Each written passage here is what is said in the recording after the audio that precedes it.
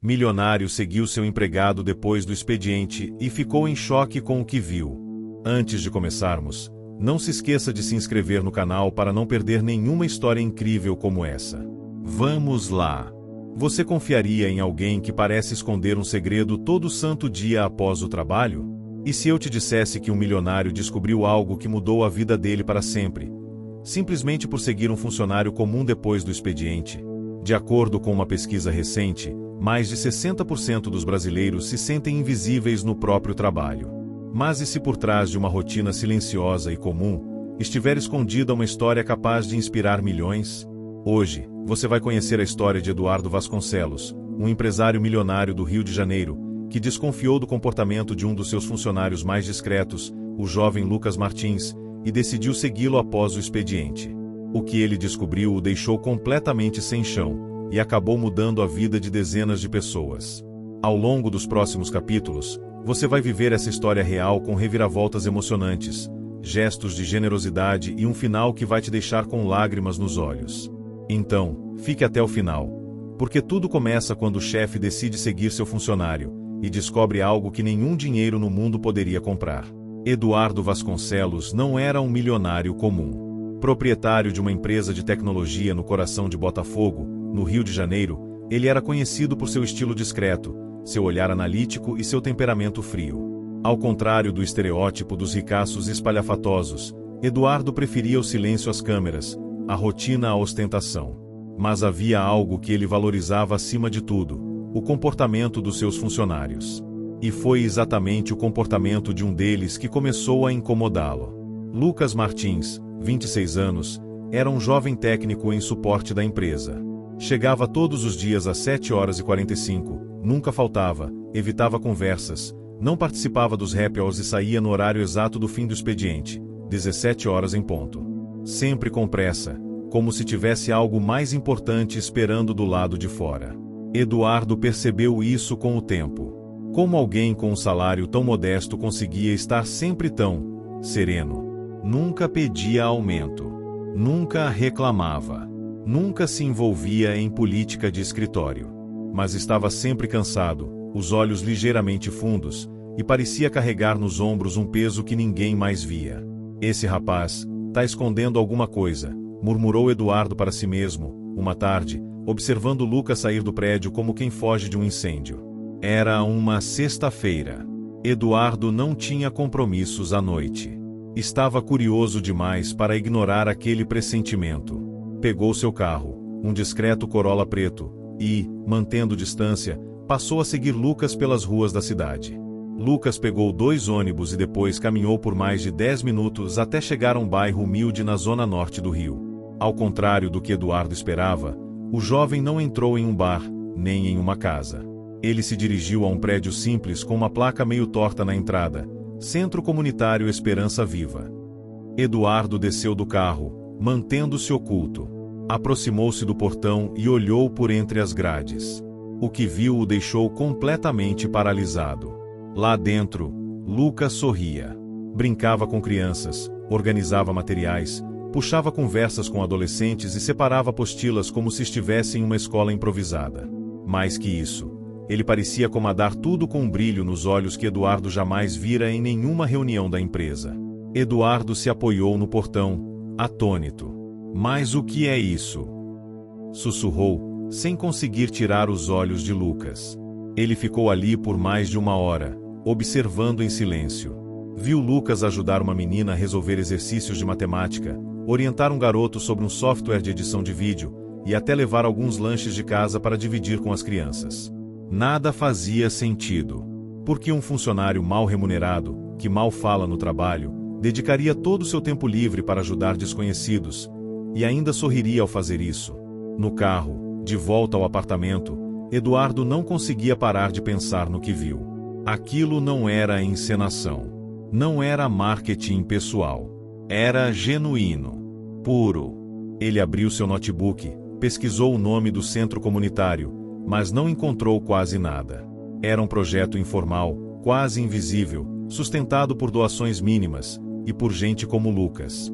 Foi então que Eduardo lembrou de uma frase que ouvira anos antes, em um seminário: às vezes, quem menos fala é quem mais transforma. E naquele momento, algo dentro dele começou a mudar. No sábado, ao invés de ir ao clube com os amigos de negócios, Eduardo voltou ao centro comunitário. Dessa vez, ele bateu no portão. Lucas levou um susto ao vê-lo ali. Senhor Eduardo. O que o senhor está fazendo aqui? Eduardo sorriu, sem a arrogância de sempre. Eu que devia perguntar isso, Lucas. Mas acho que já sei a resposta. Lucas abaixou os olhos, envergonhado, como quem foi pego fazendo algo errado. Me desculpe se fiz algo errado, senhor. Eu só queria ajudar. Eduardo olhou para as crianças correndo pelo pátio e respondeu com calma: não. Você não fez nada errado. Você fez algo que a maioria de nós esqueceu como fazer. E assim, ali mesmo, nas ruas simples da Zona Norte, começava uma transformação, não só na vida de Eduardo, mas na de dezenas de jovens, e na de um funcionário invisível que, sem saber, carregava o poder de mudar o mundo ao seu redor. Na manhã de segunda-feira, o prédio da empresa de tecnologia fervilhava como de costume. O som ritmado dos teclados, o tilintar das xícaras de café, os sussurros nos corredores, tudo seguia seu curso habitual. Mas dentro da sala do 10º andar, algo havia mudado. Eduardo Vasconcelos, sempre o primeiro a chegar, estava mais calado do que o normal. Sentado diante de sua enorme mesa de vidro, os olhos fixos no horizonte através da parede de vidro, ele revisava mentalmente tudo o que tinha visto 2 dias antes no Centro Comunitário Esperança Viva. A imagem de Lucas, sorrindo para aquelas crianças, parecia ter se instalado em sua memória como um filme que não parava de ser reproduzido. Quantas vezes eu mesmo passei por ali e nunca vi aquilo? Murmurou para si.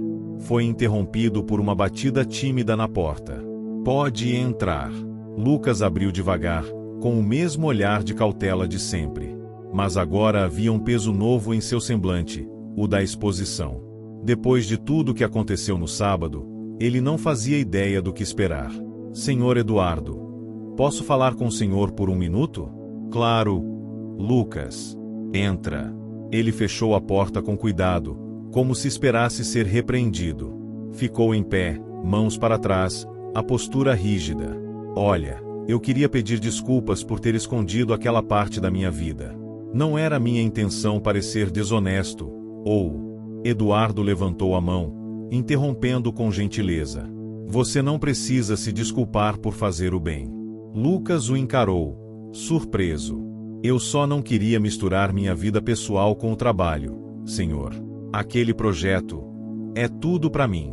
Eduardo se levantou e caminhou até ele. E por que é tudo para você? Lucas hesitou. Respirou fundo. Porque eu já estive no lugar daquelas crianças. A revelação pegou Eduardo de surpresa. Eu cresci ali perto. Minha mãe trabalhava o dia inteiro como diarista e, quando meu pai foi embora, eu quase entrei pro tráfico. Mas um professor da escola viu que eu gostava de mexer com computador e começou a me ensinar. Graças a ele, eu consegui estudar, fazer um curso técnico e, bom, chegar até aqui. O silêncio tomou conta da sala. Eduardo sentiu algo apertar dentro do peito. Não era só admiração. Era vergonha. Vergonha por ter julgado alguém por ser invisível. E agora você tenta fazer o mesmo com outras crianças. Tento, sim, senhor. Não tenho muito, mas o pouco que tenho, compartilho. Se uma daquelas crianças tiver a mesma chance que eu tive, já vale a pena. Eduardo voltou à sua cadeira lentamente. E como vocês mantêm aquele espaço funcionando? Lucas deu um sorriso contido. Com doações, favores, às vezes do meu próprio bolso. Quando dá. Mas não é fácil. Já pensei em desistir várias vezes, mas aí uma das crianças aprende a fazer uma planilha ou editar um vídeo, e eu lembro porque comecei. Eduardo apoiou os cotovelos na mesa e cruzou os dedos. E se eu dissesse que quero ajudar? Lucas arregalou os olhos. Ajudar? Como assim? Quero visitar o projeto mais vezes. Conhecer melhor. Ver o que vocês precisam de verdade. Mas, por quê?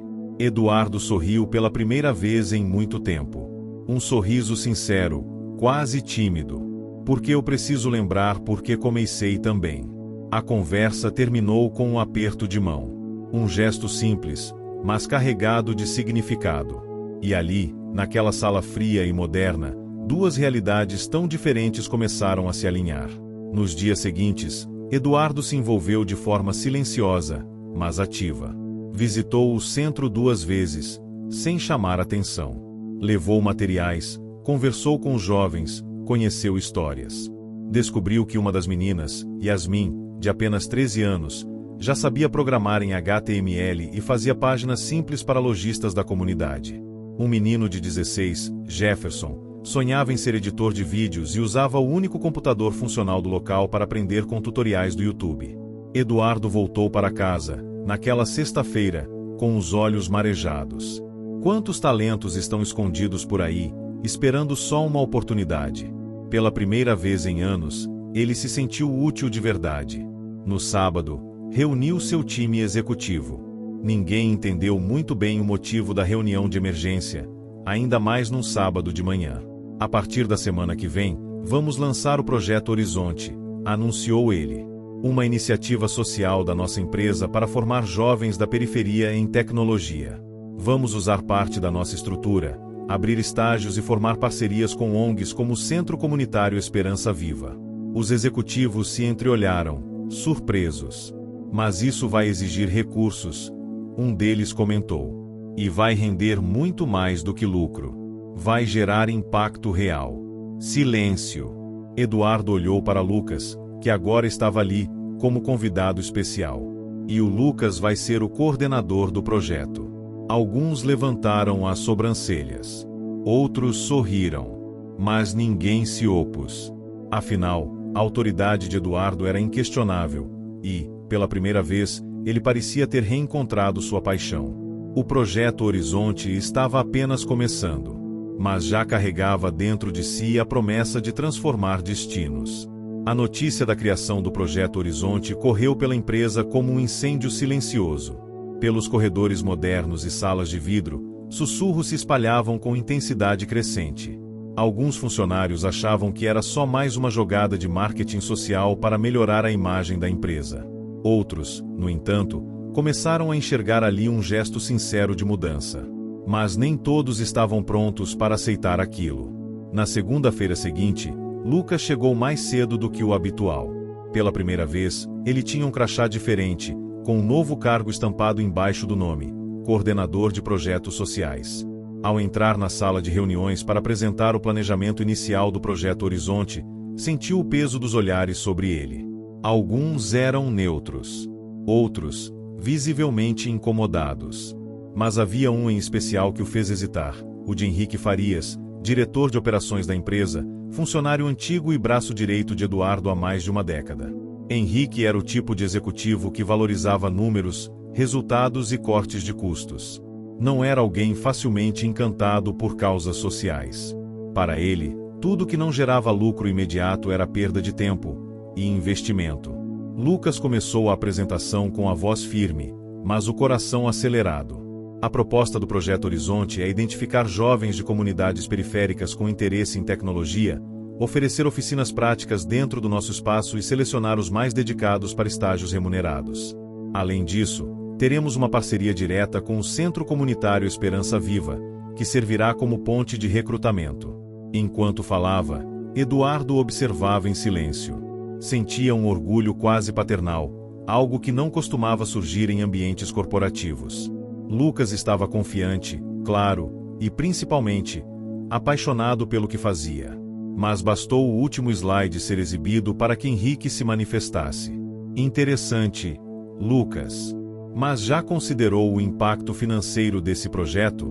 Cursos, equipamentos, horas de profissionais dedicados. Isso tudo custa caro. E sinceramente, não vejo como isso vai trazer retorno. A sala silenciou. Eduardo cruzou os braços, esperando a resposta de Lucas. Eu entendo sua preocupação, Henrique. Mas o retorno nem sempre é imediato, disse Lucas. Às vezes, o investimento não está só no financeiro, mas na transformação que ele gera. Quando você muda o futuro de alguém, você também muda o presente da sociedade.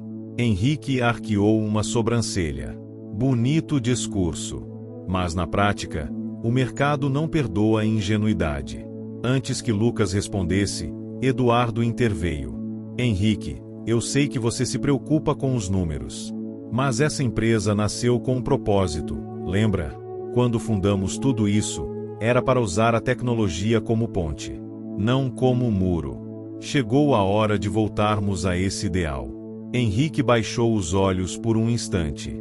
Eduardo raramente usava aquele tom. E quando usava, era definitivo. A reunião terminou sem aplausos, mas com uma nova energia circulando no ar. Alguns ainda estavam céticos. Outros, curiosos. Mas todos sentiam que algo estava mudando.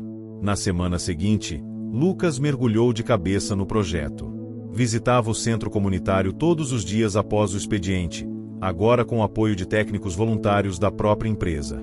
Conseguiu doações de computadores antigos, transformou uma sala ociosa em um pequeno laboratório de tecnologia e abriu as primeiras inscrições para jovens da comunidade. A resposta foi surpreendente. Em menos de uma semana, 67 adolescentes se inscreveram para as primeiras oficinas. Muitos vinham de famílias em situação de vulnerabilidade extrema. Outros já tinham algum contato com informática e viam ali uma oportunidade real de mudar de vida. Lucas lembrava do próprio passado a cada rosto novo que conhecia. Foi nessa fase inicial que ele conheceu Gabriel, um garoto de 15 anos, calado e observador, que sempre sentava no fundo da sala e parecia desconfiado de tudo. "Você gosta de computadores?" perguntou Lucas numa das aulas. Gabriel deu de ombros. "Gosto. Mas não adianta muito. Onde eu moro, mal tem energia elétrica direito." Lucas sentou ao lado dele. "Sabe, eu também achei que nada adiantava. Mas hoje eu tô aqui, te dizendo que adianta sim. Às vezes, tudo que a gente precisa é alguém que acredite." Gabriel não respondeu. Mas no dia seguinte, foi o primeiro a chegar. E começou a fazer perguntas. Muitas. Enquanto isso, Eduardo observava tudo com um misto de fascínio e inquietação. Pela primeira vez em anos, sua rotina deixava de girar apenas em torno de reuniões e planilhas. Passava mais tempo nas aulas, nas conversas com os jovens, nos corredores do centro comunitário do que em sua própria sala. Mas havia uma tensão no ar que ele não conseguia ignorar. Henrique.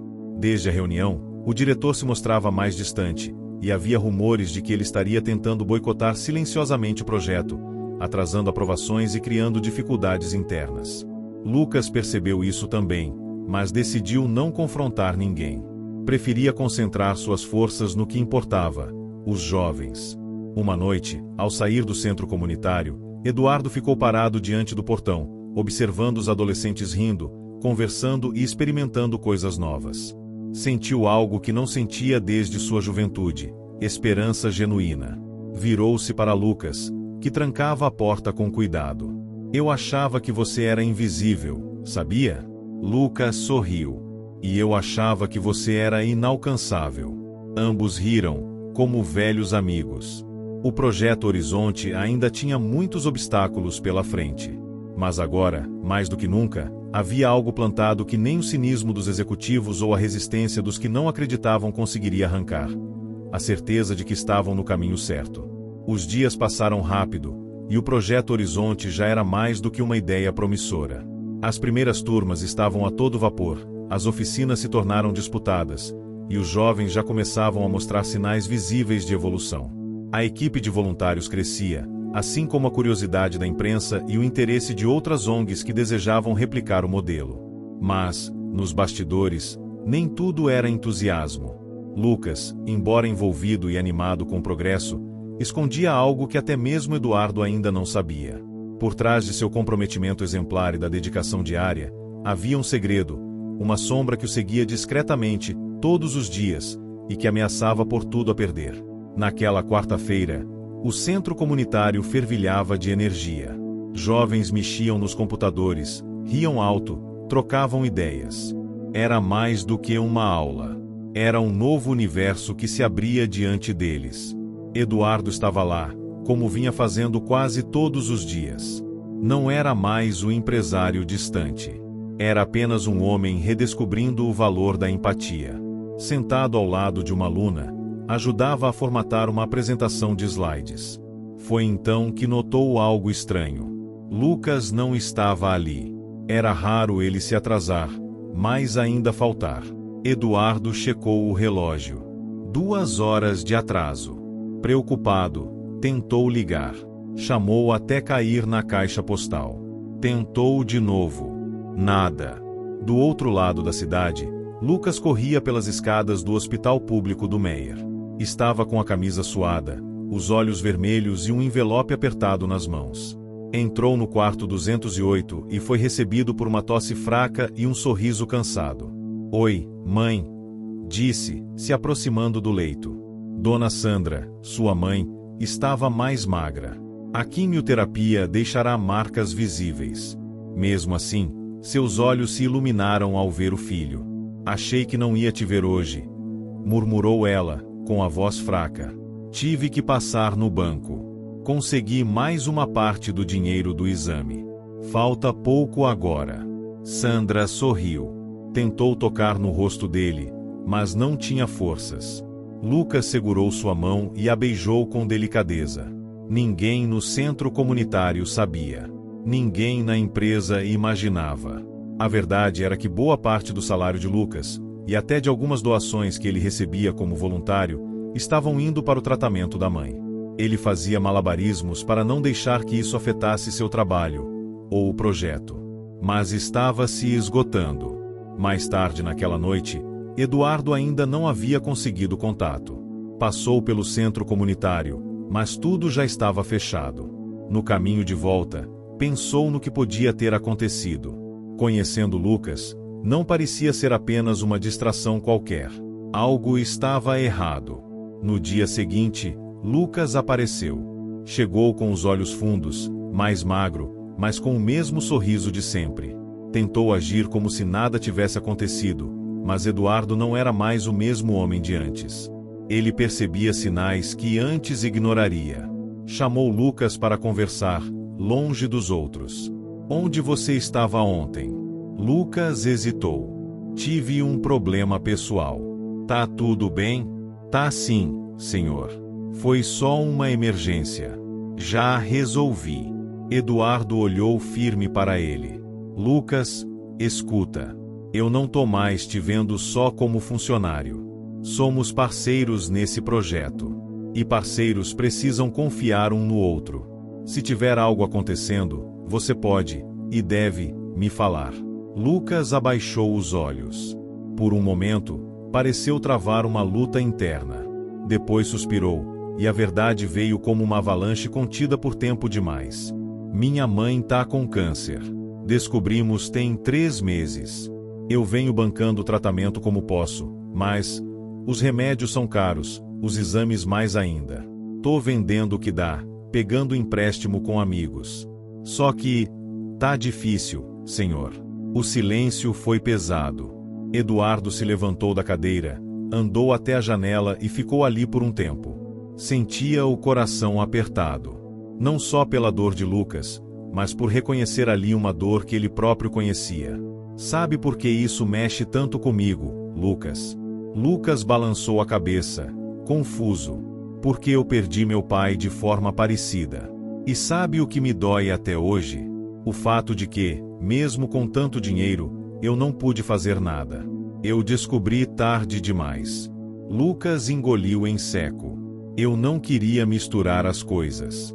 Não queria que o senhor pensasse que eu estava me aproveitando do projeto." Eduardo se virou, com o rosto sério, mas os olhos marejados. "Você não tá se aproveitando. Você tá lutando. Do jeito mais digno que alguém pode lutar." Ele estendeu a mão sobre o ombro de Lucas. "Me deixa te ajudar. A gente vai cuidar disso juntos." Lucas ficou em silêncio. Pela primeira vez, deixou a armadura cair. E ali, naquela pequena sala improvisada, 2 homens de mundos tão diferentes se uniram por algo muito maior do que qualquer projeto: a dor e a vontade de vencer, juntos. Naquela noite, Eduardo fez uma ligação. Em poucas horas, marcou uma consulta com um dos maiores oncologistas da cidade, no hospital particular mais próximo. Não pediu permissão. Apenas fez. Lucas resistiu no início, mas depois entendeu. Às vezes, aceitar ajuda também é um ato de coragem. A notícia se espalhou discretamente. Poucos sabiam o que realmente estava acontecendo, mas quem conhecia Lucas notava que algo havia mudado. Ele estava mais calado, sim, mas também mais determinado do que nunca. E no meio disso tudo, o projeto Horizonte crescia. Crescia como uma árvore que, mesmo debaixo de chuva forte, encontra um jeito de florescer. O sol mal havia nascido, mas o pequeno laboratório improvisado no Centro Comunitário Esperança Viva já estava cheio de vida. As vozes animadas dos adolescentes misturavam-se ao som dos ventiladores barulhentos e ao clique dos teclados doados. Naquela manhã, algo novo estava para acontecer. Lucas, mesmo cansado com as idas e vindas ao hospital com a mãe, mantinha-se firme. Desde que Eduardo interviu para agilizar o tratamento, ele carregava um alívio silencioso no peito, e uma gratidão que não sabia bem como expressar. Mas naquela quarta-feira, o dia começou diferente. Logo cedo, Gabriel, o garoto calado e inteligente, chegou acompanhado de outro menino que ninguém conhecia. Era um jovem esguio, de olhar desconfiado e roupas surradas. Professor, esse aqui é o Léo. Ele mora comigo, lá no beco. Queria saber se pode assistir à aula hoje. Só pra ver, sabe? Lucas olhou o garoto de cima a baixo. Viu nos olhos dele o mesmo olhar que ele mesmo carregou por muitos anos. Fome, medo e uma vontade reprimida de acreditar em alguma coisa. Pode entrar, Léo. Só te peço uma coisa, respeita o espaço de todo mundo aqui. Léo assentiu sem dizer palavra. 2 horas depois, Eduardo chegou ao centro comunitário.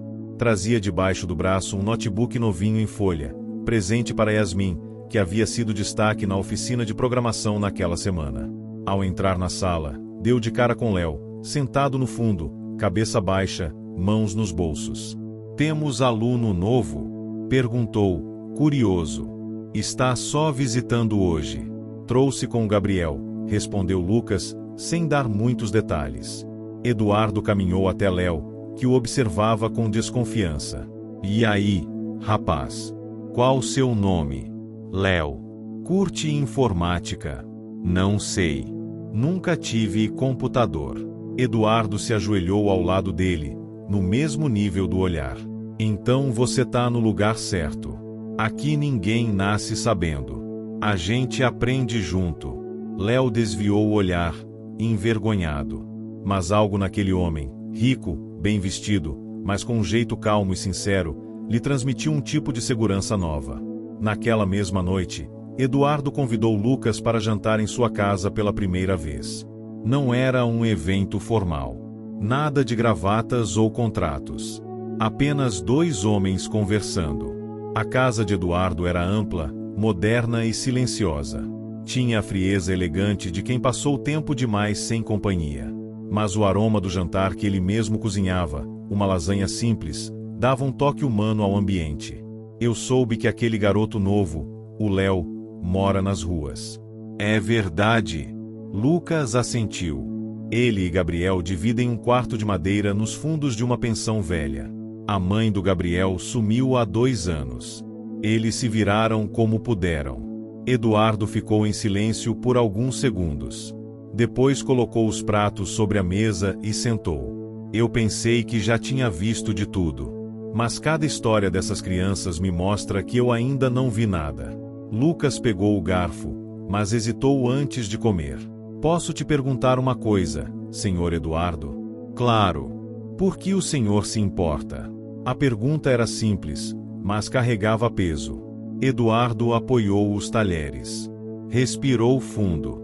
Porque por muito tempo eu fui alguém que não se importava. Eu vivi cercado de riqueza, conforto, negócios, e deixei tudo isso me anestesiar. Até que vi você. E vi o que significa realmente fazer diferença. Me fez lembrar do porquê eu comecei tudo isso. Lucas abaixou os olhos, tocado. O Senhor salvou a vida da minha mãe. Eu não sei como agradecer. Só tem uma forma de me agradecer. Continue fazendo o que você faz. Isso já é mais do que qualquer favor que eu poderia receber. Na semana seguinte, o nome do Projeto Horizonte apareceu em uma pequena matéria de um portal de notícias independente da cidade. A história de um empresário milionário que resolveu investir em jovens da periferia, inspirando-se em um de seus funcionários, despertou a atenção de muitos. A matéria viralizou. Em menos de 48 horas, a empresa recebeu dezenas de e-mails, pedidos de entrevista, parcerias e até doações anônimas para o centro comunitário. Eduardo, que nunca gostou dos holofotes, hesitou em responder à imprensa. Mas Lucas o convenceu. Às vezes, visibilidade também transforma. Se outras empresas virem o que a gente está fazendo, podem querer fazer igual. Eduardo concordou. Participaram juntos de uma entrevista simples, num ambiente descontraído dentro do próprio centro comunitário. Lucas, ainda tímido diante das câmeras, contou sua história. Falou do menino pobre, do computador emprestado, da oportunidade que mudou tudo, e de como ele agora queria multiplicar aquilo para os outros. Enquanto o vídeo ganhava o país, dentro da empresa, Henrique assistia tudo de braços cruzados. Ainda incrédulo com a proporção que o projeto tomou, sentia sua influência escorrer pelas mãos. Aquilo estava fora de seu controle, e ele não gostava disso. Mas algo ainda o impedia de agir diretamente. Talvez fosse o respeito que tinha por Eduardo. Talvez o receio de parecer contrário a uma causa que agora mobilizava milhares. Mesmo assim, a inquietação em seu peito só crescia. E naquela mesma semana, ele tomaria uma decisão que poderia virar o jogo, para o bem ou para o mal. Enquanto o Projeto Horizonte florescia nas ruas, nos portais de notícia e nos corações dos jovens da periferia, dentro da empresa de Eduardo, uma tempestade se formava em silêncio. Henrique Farias, o homem dos números e das planilhas, não estava disposto a ver toda sua influência escorrer por entre os dedos sem reação. O crescimento do projeto era visto por muitos como uma revolução. Mas para ele, era uma ameaça. Essa empresa não é ONG. Não somos babás de comunidade carente, disse ele, numa reunião fechada com 2 gerentes próximos. Desde que o projeto ganhará notoriedade, Eduardo se distanciara dos assuntos estratégicos da empresa, dedicando mais tempo ao centro comunitário. Isso dava margem para que Henrique movimentasse suas peças, com calma, como um jogador de xadrez. Foi então que surgiu sua ideia mais ousada: criar um escândalo interno para desacreditar Lucas. Na manhã de sexta-feira, Lucas foi surpreendido por uma convocação inesperada do setor de compliance. Ele nunca tinha pisado naquela sala, uma área da empresa responsável por fiscalizar condutas, processos e ética corporativa. Sentou-se nervoso diante de 2 analistas. Estamos investigando uma denúncia anônima, Sr. Lucas. Me diz aí, quero saber, de onde você está assistindo? Comente aqui, deixe seu like e inscreva-se no canal. Ao final direi uma palavrinha, fica ligado. Agora sim, vamos para a história. Foi reportado que parte dos recursos destinados ao Projeto Horizonte está sendo desviada para contas pessoais. Lucas arregalou os olhos, sem entender. O quê? Como assim? Isso é um absurdo. Nós sabemos que sua mãe está em tratamento e que custos médicos altos estão sendo pagos. A denúncia sugere que parte desses custos foi bancada com recursos da empresa, de forma indevida. Lucas sentiu o chão sumir. Sua respiração acelerou. Eu nunca mexi em 1 centavo do projeto para mim. Tudo foi autorizado, registrado. O tratamento da minha mãe foi pago pelo Sr. Eduardo, pessoalmente, com recursos dele. Teremos que verificar tudo. E enquanto isso, você será afastado temporariamente das suas funções. A frase bateu como um soco. Afastado. Sem sequer poder se defender de forma justa. Eduardo soube da notícia horas depois, ao receber uma notificação no celular. Correu para o setor de compliance, indignado. Quem autorizou essa palhaçada? Esbravejou ao entrar na sala. Os analistas explicaram que era um protocolo padrão após denúncias. Eduardo exigiu ver os documentos.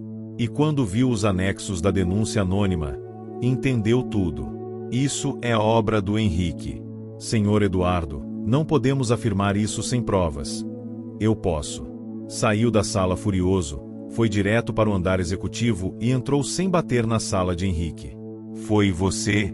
Henrique ergueu os olhos lentamente, como quem esperava por aquilo. Eu só quero proteger a empresa, Eduardo.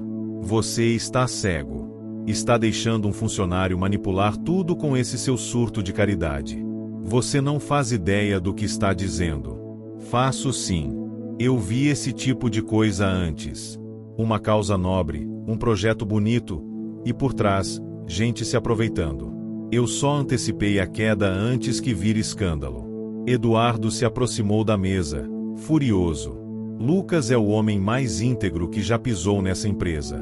Ele não precisa provar isso para você. Mas quer saber? Se você quer guerra, vai tê-la. E desta vez, não é você quem vai vencer. Saiu da sala batendo a porta. Henrique, sozinho, ficou com um meio sorriso no rosto. Vamos ver, Eduardo, vamos ver.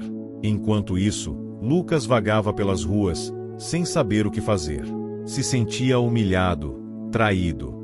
Tinha feito tudo certo, dado tudo de si. E agora, era acusado como ladrão. Parou em frente ao centro comunitário. Estava fechado naquele horário, mas era o único lugar onde se sentia seguro. Sentou no degrau da entrada e colocou o rosto entre as mãos. Foi aí que Gabriel apareceu. Professor? Lucas levantou os olhos, enxugando as lágrimas discretamente. E aí, Gabriel? Fiquei sabendo que te tiraram do projeto. Por quê? Lucas suspirou. Disseram que eu roubei dinheiro. Que usei o projeto para pagar o tratamento da minha mãe. Gabriel ficou em silêncio.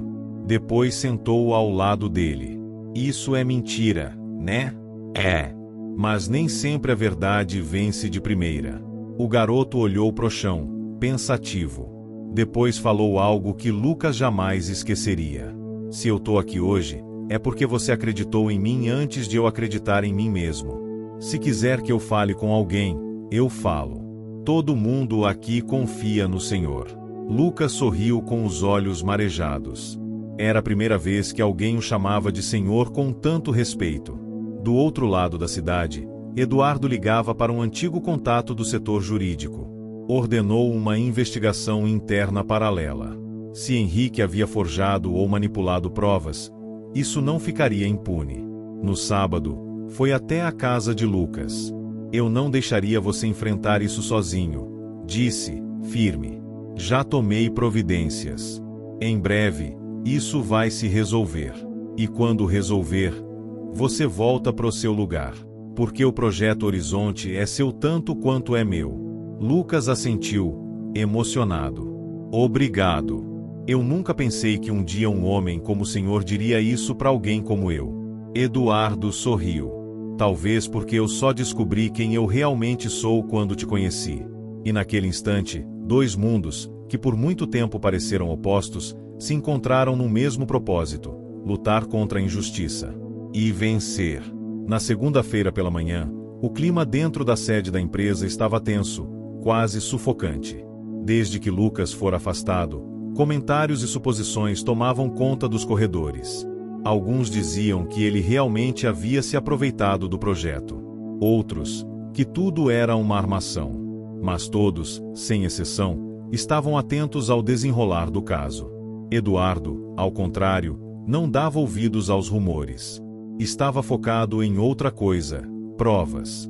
Na sexta-feira anterior, ele havia acionado um consultor externo para conduzir uma auditoria discreta nos repasses financeiros do projeto Horizonte. O objetivo era simples: desmontar, linha por linha, a denúncia anônima que havia afastado Lucas e encontrar a verdadeira origem daquela manobra. Na terça, recebeu um e-mail com o assunto: concluído, resultados da análise. Abriu o arquivo com o coração acelerado. Logo nas primeiras páginas, ficou claro: nenhum centavo havia sido desviado. Todos os pagamentos, doações e despesas estavam documentados, com recibos e testemunhas. A parte do tratamento da mãe de Lucas fora quitada com um cartão pessoal de Eduardo, como ele próprio confirmara. Nada, absolutamente nada, apontava para a má conduta de Lucas. Mas o que mais chamou a atenção estava no anexo final: o IP de origem da denúncia anônima partia de dentro da empresa. De um computador da sala de reuniões do setor executivo. Mais especificamente, da sala de Henrique. Naquela mesma tarde, Eduardo reuniu o conselho da empresa. A sala, com sua longa mesa de vidro e cadeiras estofadas, abrigava os principais nomes da alta gestão. Todos sabiam que algo grande seria anunciado. Eduardo se levantou e, sem enrolação, foi direto ao ponto. Recebemos uma denúncia grave há poucos dias, acusando injustamente um de nossos colaboradores mais íntegros de desvio de verba. Hoje, apresento as conclusões da investigação independente. Com o projetor ligado, exibiu os resultados em silêncio. Os rostos foram se transformando à medida que os dados apareciam. Transparência total, nenhum indício de fraude, e no fim, a bomba, a origem da denúncia. Quando o nome de Henrique apareceu em destaque, o ar foi cortado. Henrique tentou manter a pose, mas o nervosismo escapava pelos olhos. Isso é um absurdo. Alguém pode ter usado meu computador. Já verificamos.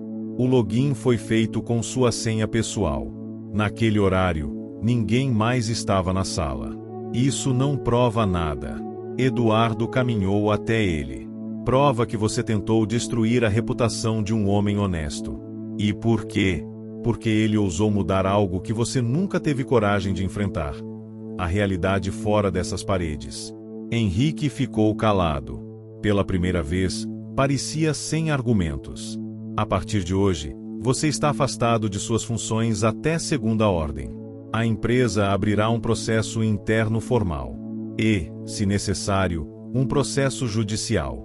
Henrique se levantou devagar. Pegou seus papéis e saiu sem olhar para trás.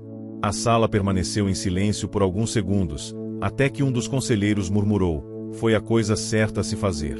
Eduardo apenas assentiu. Sabia que aquele era um marco. Não apenas na vida de Lucas, mas no rumo que ele próprio escolhia dar à empresa. Horas depois, Eduardo ligou para Lucas. Pode voltar amanhã. Com seu crachá. Com seu cargo. Com sua dignidade. Lucas não respondeu de imediato. Do outro lado da linha, o silêncio era carregado de emoção. Eu nem sei o que dizer, senhor Eduardo. Então não diga nada. Só volta. A gente tem muito o que fazer. No dia seguinte, Lucas voltou ao centro comunitário como quem pisa pela primeira vez num lugar sagrado. Ao entrar, foi recebido com palmas espontâneas pelos jovens e pelos voluntários. Gabriel correu até ele e deu um abraço apertado. Eu sabia que iam descobrir a verdade. Obrigado, garoto. Não teria aguentado tudo isso sem vocês. Yasmin, tímida como sempre, entregou um cartaz desenhado à mão com letras coloridas. Bem-vindo de volta, professor Lucas. Ele quase não conteve o choro. No fim da tarde, Eduardo apareceu de surpresa, desta vez acompanhado de 2 empresários parceiros da área de tecnologia.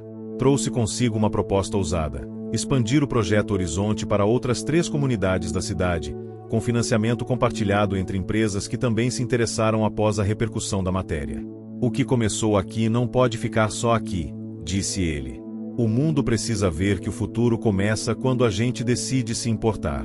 Lucas olhou para ele com um sorriso renovado. E tudo isso só foi possível porque alguém decidiu olhar para onde ninguém mais olhava. Naquela noite, enquanto fechava o centro, Lucas olhou para a sala cheia de computadores e fotos dos alunos nas paredes. Pensou em tudo que havia enfrentado até ali. A pobreza, a perda, a desconfiança e agora, a vitória. Mas o que mais o emocionava não era a justiça feita. Era a certeza de que, a partir daquele ponto, nada mais o faria voltar a ser invisível. A vida havia lhe dado uma nova missão. E ele não pretendia desperdiçá-la. O Projeto Horizonte, que nasceu como uma pequena iniciativa dentro de um centro comunitário modesto na zona norte do Rio de Janeiro, agora era notícia nos principais portais do país. O vídeo da entrevista com Lucas e Eduardo alcançava milhões de visualizações, e o nome dos dois passava a ser citado como exemplo de liderança e transformação social. As empresas começaram a disputar espaço para patrocinar as novas unidades do projeto. Políticos se aproximaram, querendo associar suas imagens a algo tão popular. Convites para palestras, documentários e até programas de TV começaram a aparecer. Mas com a fama, vieram também as sombras. Naquela sexta-feira, Eduardo e Lucas estavam em uma reunião com 2 representantes do governo estadual, em um restaurante sofisticado da Barra da Tijuca. Os homens usavam ternos caros e sorrisos treinados. A proposta é simples, disse um deles, enquanto folheava a pasta de contratos. O governo banca 70% da expansão do projeto Horizonte para mais 7 municípios do estado. Em contrapartida, o nome do governador será usado na campanha institucional e o material de divulgação passará por revisão da nossa assessoria. Lucas se remexeu na cadeira, desconfortável. O senhor está dizendo que vão financiar, mas querem controlar a narrativa? O político sorriu. Não é controle. É alinhamento de imagem. Vocês ganham escala, nós ganhamos reconhecimento. Todos saem ganhando. Eduardo olhou para Lucas. Ambos sabiam que aquilo era uma encruzilhada. Por fora, a oferta era tentadora. Mais dinheiro, mais visibilidade, mais alcance. Mas por dentro, significava ceder o propósito a interesses que nem sempre eram tão puros. Vamos analisar com calma, disse Eduardo, encerrando a reunião com educação. E daremos uma resposta em breve. No caminho de volta, o silêncio entre os dois era denso. Não gosto disso, disse Lucas, finalmente. Eles querem usar a dor das pessoas para fazer campanha política. Eu também não gosto, respondeu Eduardo. Mas temos que admitir que seria uma alavanca enorme. 7 municípios. Imagina quantas crianças a gente alcançaria. Lucas cruzou os braços. E se perdermos o controle? E se daqui a pouco o projeto deixar de ser nosso? Eduardo refletiu por um momento antes de responder. Talvez a pergunta certa não seja se o projeto continua sendo nosso, mas se ele continua sendo certo. Porque se ele deixar de transformar vidas, aí sim, a gente perdeu tudo. No centro comunitário, enquanto isso, a movimentação crescia a cada dia. Léo, o garoto que antes desconfiava de tudo e todos, agora era um dos mais ativos nas oficinas. Criará um pequeno grupo de estudos, ensinando os mais novos a mexerem em ferramentas de programação. Gabriel o observava com orgulho. Parece que você nasceu para isso. Ou só precisava de alguém que me dissesse isso um dia, respondeu Léo, sem parar de digitar. Dias depois, Lucas recebeu uma ligação inesperada. Uma famosa apresentadora de TV queria entrevistá-lo ao vivo em horário nobre. Ele hesitou. Eu sou só um cara que deu sorte, disse ao telefone. Você é um exemplo, insistiu a produtora. O Brasil precisa ouvir sua história. Na noite do programa, Lucas estava nervoso. Suava nas mãos, tropeçava nas palavras. Mas quando a apresentadora perguntou, o que você sente ao ver seu nome como um símbolo de superação, ele respirou fundo e respondeu com firmeza, eu me sinto responsável. Porque sei que tem milhares de outros Lucas espalhados por aí. Meninos e meninas com talento, com garra, mas sem oportunidade. Se meu nome serve para abrir uma porta a mais para eles, então vale a pena. A plateia aplaudiu de pé.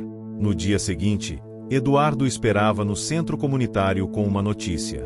Conversei com outros patrocinadores. Se recusarmos o apoio do governo, ainda assim conseguimos manter a expansão. Com menos velocidade, mas com total autonomia. Lucas sorriu, aliviado. Era isso que eu esperava ouvir. Vamos manter o projeto fiel ao que ele nasceu para ser. Uma chance de mudar o mundo por dentro, completou Lucas. No mesmo dia, Henrique, agora afastado oficialmente da empresa e respondendo um processo administrativo, recebeu uma notificação. Havia perdido seu cargo no conselho de administração.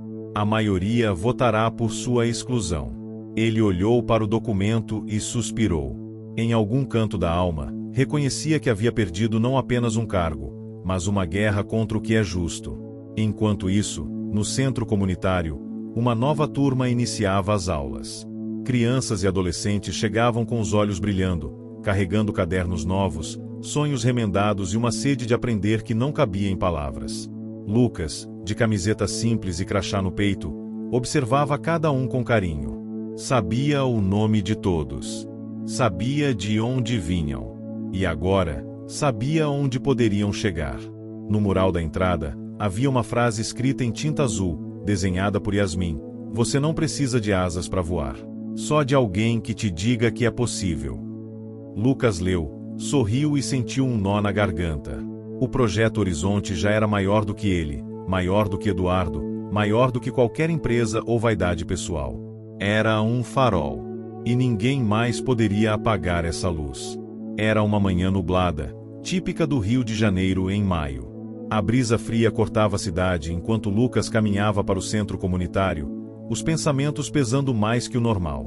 Ele sabia que estava em um ponto de não retorno. O projeto Horizonte era, agora, um fenômeno nacional. As oportunidades pareciam não ter fim.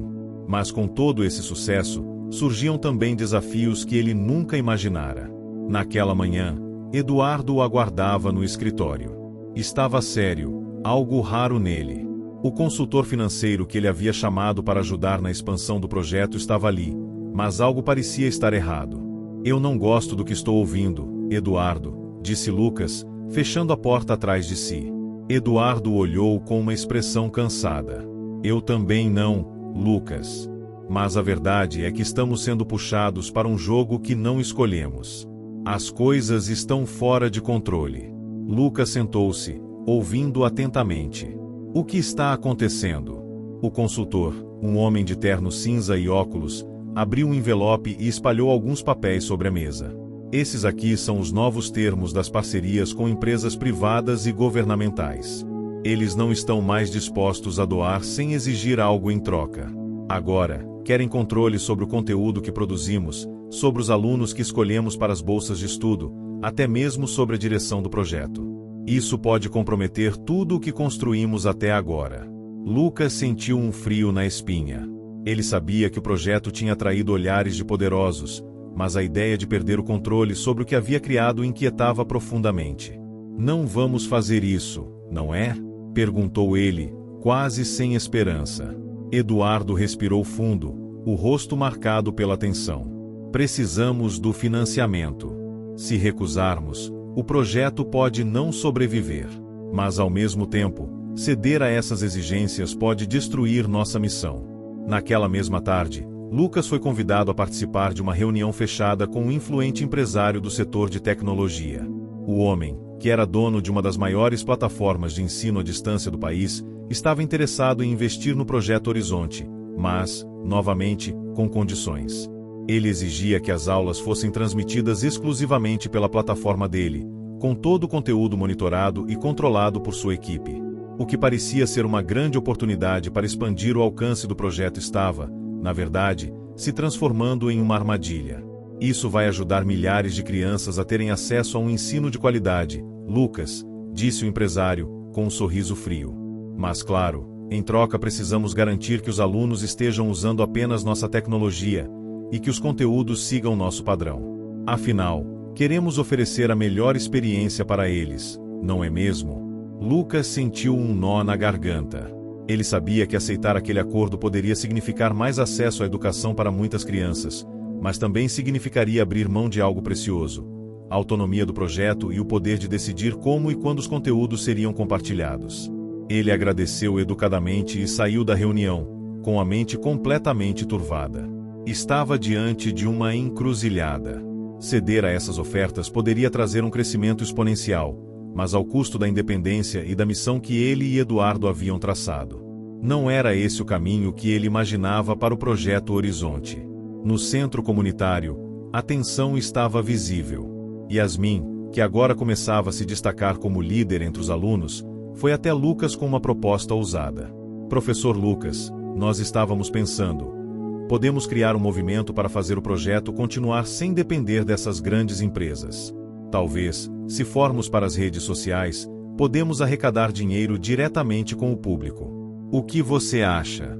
Lucas sorriu, tocado pela ideia e pela coragem dos jovens. "É uma boa ideia, Yasmin, mas precisamos de mais do que uma boa ideia. Precisamos de planejamento, de recursos. E o tempo está se esgotando." Eduardo apareceu na sala naquele momento, como se soubesse que a conversa estava se desenvolvendo nesse rumo. "Eu pensei na mesma coisa, Yasmin. Talvez não precisemos mais do que já temos. Talvez a resposta esteja em quem realmente apoia o que fazemos, disse ele, visivelmente determinado. Eles começaram a discutir um plano audacioso, uma campanha de financiamento coletivo, focando em pequenas doações de pessoas que realmente acreditavam no projeto e no seu impacto. O risco era alto, mas a alternativa era ceder a pressões externas que poderiam distorcer o objetivo do Horizonte. Na noite seguinte, a campanha foi lançada. A resposta foi instantânea. O apoio de muitas pessoas, pequenas e médias empresas, começou a inundar a página do projeto. Logo, chegaram as doações significativas, e o que parecia impossível se tornava viável. O Projeto Horizonte conseguiria continuar sua missão sem abrir mão de sua integridade. Mas, no meio da alegria, uma dúvida persistia.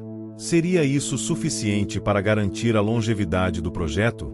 Estariam eles prontos para enfrentar os gigantes que tentavam controlar o futuro da educação no Brasil?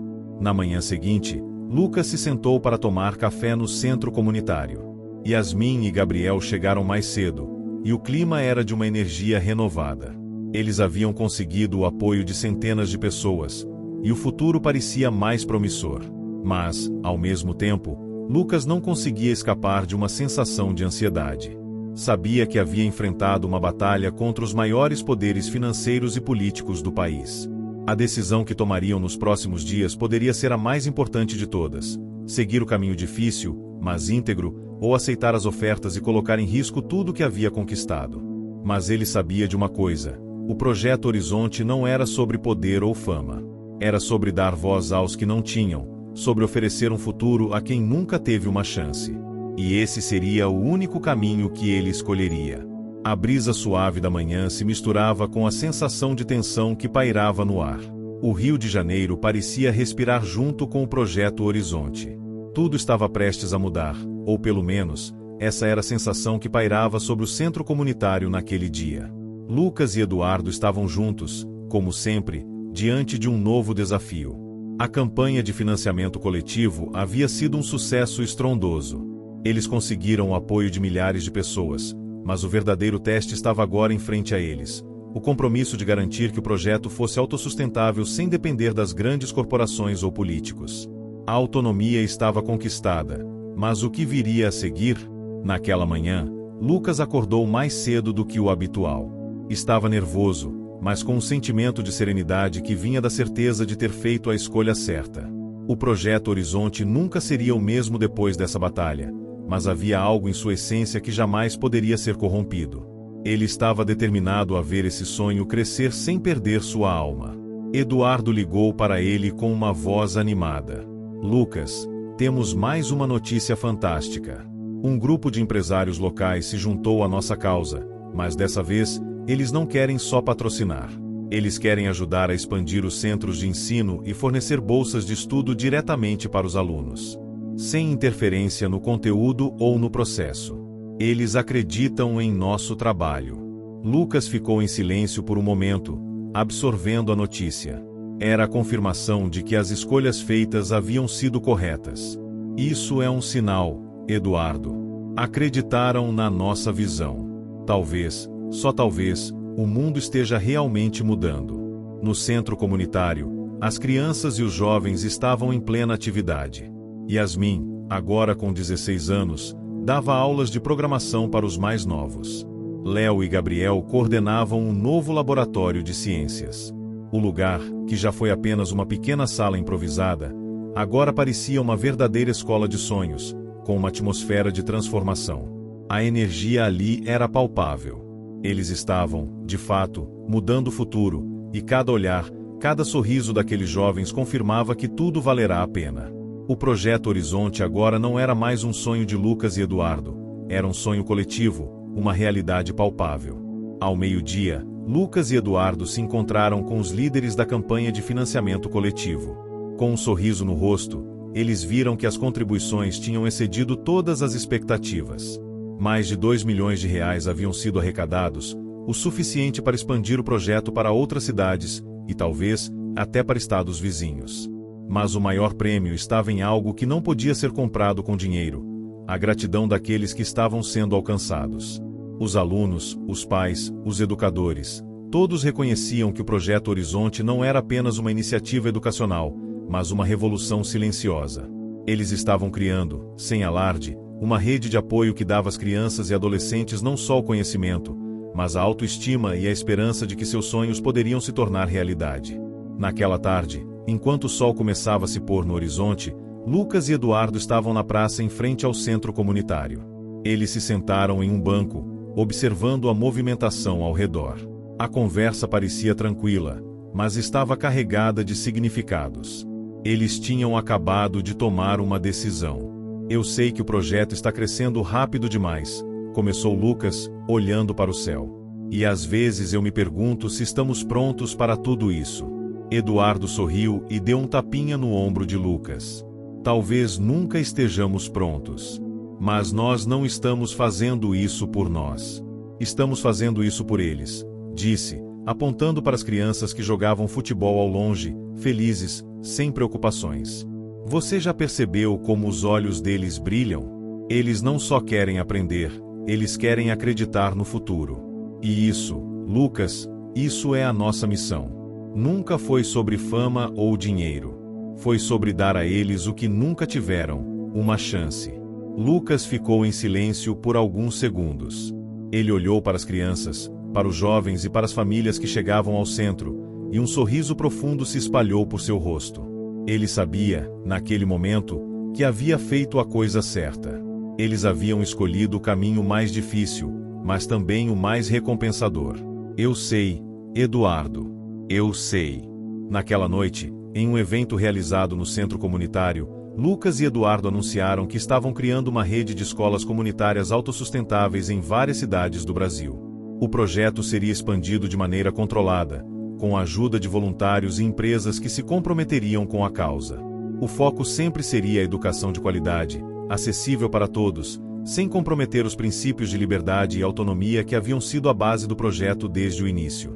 O evento foi um sucesso.